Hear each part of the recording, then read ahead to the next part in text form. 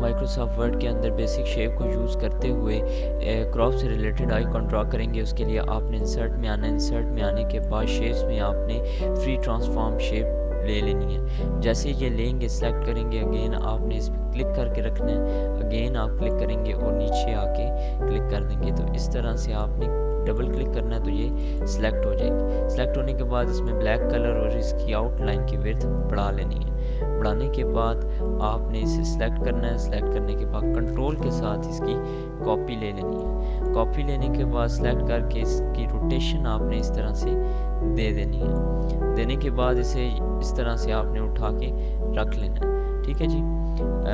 और इसके अलावा अगर मज़ीद डिटेल ऐड करनी है तो इसके पीछे आप सर्कल ड्रॉ कर सकते हैं शिफ्ट की मदद से, और इसे सेंड टू बैक आपने कर देना है। और इसका कलर कोई भी आप अपनी मर्ज़ी से सेट कर सकते हैं। तो इस तरह से आप क्रॉप से रिलेटेड आइकॉन ड्रॉ कर सकते हैं।